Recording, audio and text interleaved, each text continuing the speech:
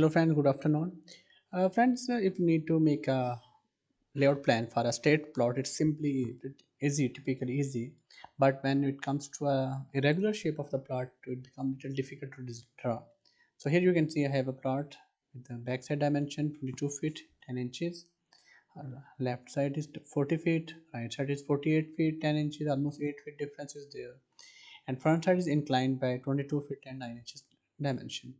So I have planned right, it's for my friend. So here with the porch, here will be the entrance for the house. Here they want to make a small shop for them. So when we enter on the right side, I draw the kitchen, and there are stairs going upside, and this will be the hall living area, TV location here.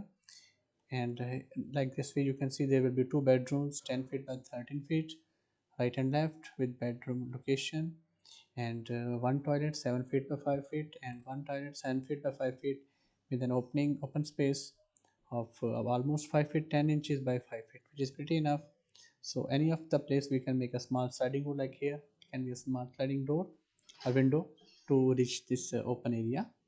Same way the first floor will be designed, and the first floor porch will be the terrace, and shop you can make a small room. So this is the that's it. And if we see here, we just give some colorful to this plan layout, so you can see here.